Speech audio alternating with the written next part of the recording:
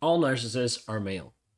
Have you heard people say that? Has this been something that has come up or that you've seen on different people's content?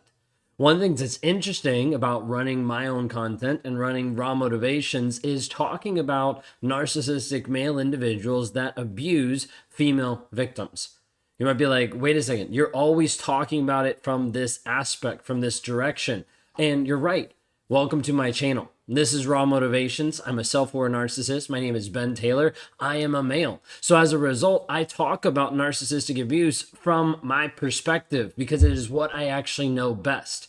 When we deal with narcissistic abuse from a female's perspective, I don't know that. I don't understand it. I don't get it to the same depth and knowledge of how I think through things compared to how a female thinks through things. It's hard enough for me to understand how my wife thinks, much less a narcissistic individual that is a female. So if you're new onto my channel, hey, all narcissists are male. Now, I'm just kidding when it comes to this because it's not that they're actually all male. That's just all I speak to because that's where I come from. If you know anything about my past and you know anything about the different affairs that have happened, it wasn't always like this in this perspective. Because originally, when I was in some of these affairs, I got involved with a girl who had BPD, borderline personality disorder with narcissistic traits. Inside of this relationship, it was a confusing mental cluster of craziness. I didn't know what was actually going on. Now, I was in this affair. She knew about my wife. She knew about all the things that were going on. And there was this pull, this almost like magnetic draw to her that I didn't want to stop. I didn't want to let go. And it became this type of addiction piece. It's the closest I can say that I ever got to having a trauma bond, having this tie to another person. There was times where I would get so frustrated because of stuff that she would do or because of what she would say. And when I would bring it up to her, it would end up getting thrown back on me. It would end up confusing me. It would end up putting me in a place where I was like, wait a second, like this is normally what I do to other people, not what you do to me.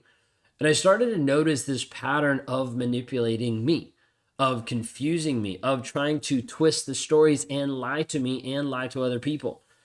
Inside of this relationship, it wasn't the relationship that woke me up per se, and it wasn't the relationship that made me change. But it was a relationship that opened up my eyes to toxic traits that I didn't realize and I didn't see.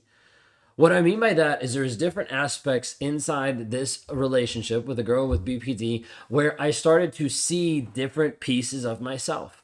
I started to see how she was actually interacting with other guys, how she was working a room, how she was manipulating other people to believe her version of reality, to be with her.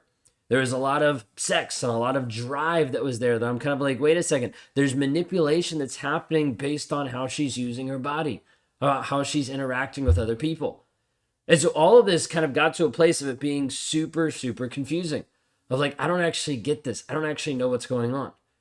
Now, the hard part is I got so confused inside this relationship that I wanted this person so bad that this was the place where I was like, okay, maybe I need to leave my wife. Maybe this is the place where I need to just cut ties and be like, it's done. It was hard because there's also a ton of pressure from her in order to do this as well. I'll never forget there was a time that we were sitting at a table in a restaurant and she was like leaning over the table and getting angry at me, getting like really like kind of pissed off and like not beating the table, but kind of like pounding on the table a little bit, looking me in the face. And she was like, you know, you don't love your wife. You know you don't love her, so why not just leave? Like, be with me. Let's go ahead and move on. There's all these thoughts, all these things that were going through my head. I don't tell you all of this to make myself a victim or to have you feel sorry for me because there's no reason that you should because I'm the abusive person that made the stupid actions and the stupid choices that I did, okay? But in painting this picture, this is some of the pieces that I started to see. There's like this pressure.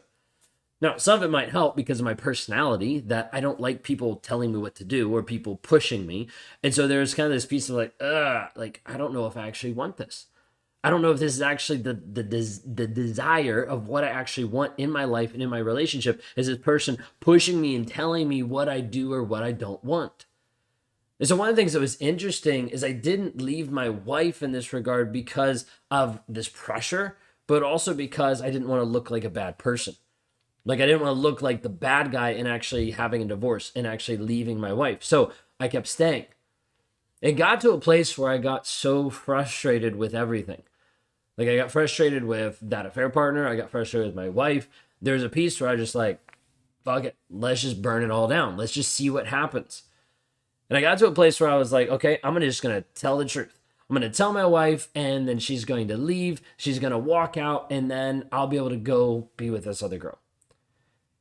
And so I thought about it. I've been like, this is what I'm going to do.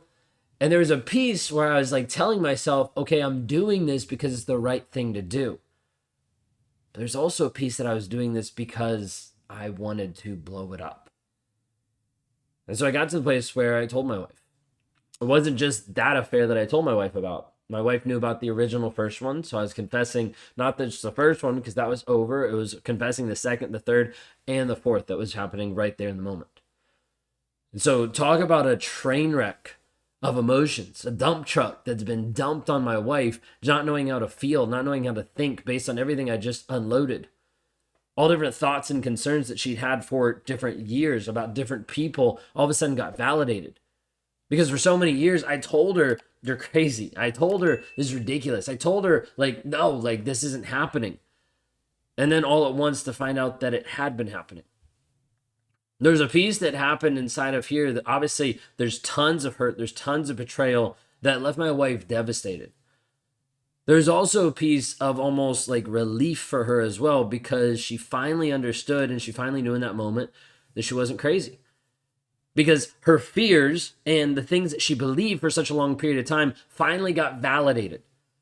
Majority of the time when someone's with a narcissist, they never get validated. Like, he lies and cheats on you, but he'll never actually tell you that he's actually done it. He'll never actually admit to the things that he's done.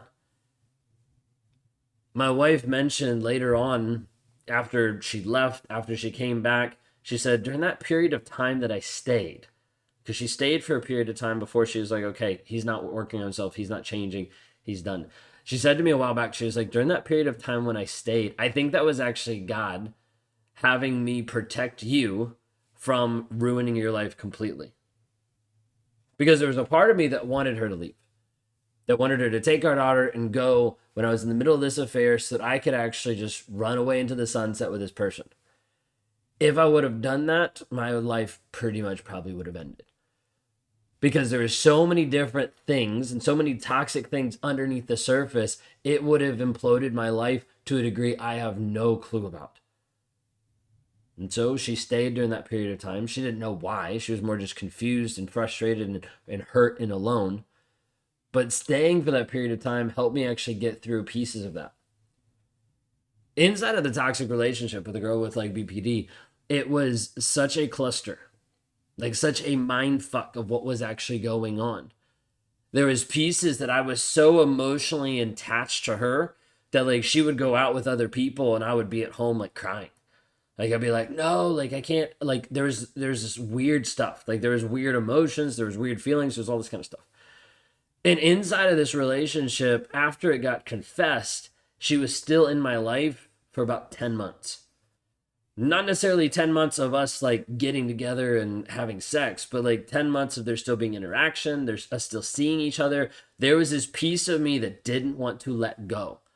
Like it felt like a piece of me was like dying. It felt like my heart was like, there was all these different things. And now looking back, like I said, it was the closest thing that I think I ever got to having a trauma bond with another person. Because it was like an addiction to this person that I didn't know how to get rid of, that I didn't know how to break. And so in some of my journey, how I've been able to work on changing my mindset has been going back and helping to rewire the story that I believe. It's actually being able to see the facts of the situation. Because until I got to the place where I could see the facts, I was going to stay stuck in that mental, emotional state, always reaching out, always interacting, always wanting to be with her. But when I started to get clear of the facts of how I showed up, of how she showed up, I was able to start separating my fantasy from reality. I was able to start moving forward in a healthy way so I could actually say, hey, what I've been believing, what I've been thinking for a long time actually isn't true. I want you to consider for a moment today that you're stuck in the same spot where what you're believing over the past 12 months, what you're believing over the past 12 years actually isn't true. Because the toxic guy in your relationship has been telling you that he loves you. But you haven't actually seen the action of him showing up in a loving way. He's been telling you for a long time that he appreciates you and he cares about you, but he forgets holidays, he forgets your birthday, he forgets special events, and he doesn't actually make you feel special. Like, he tells you he's committed to you, but he keeps disappearing. He keeps ghosting you random times, and he keeps making you think that maybe it's your fault. You see, when you're in a toxic relationship, you start to believe a fantasy, a fiction, versus the reality of what you're actually facing, versus what you're actually going through. This is where I was at. I was only viewing it through a certain lens, and that lens was completely cloudy and foggy with my own bullshit and my own stories. So I want you to think today, where are you looking at a relationship that you're believing a fantasy versus reality? If you're ready to actually get free today from going from trapped to freedom, then please reach out. Go to rawmotivations.com/breakthrough, because I want to show you a short presentation on how I actually partner with people to break you free from narcissistic abuse, to help you rewire your mindset so you can be free, so you can go from trapped to freedom.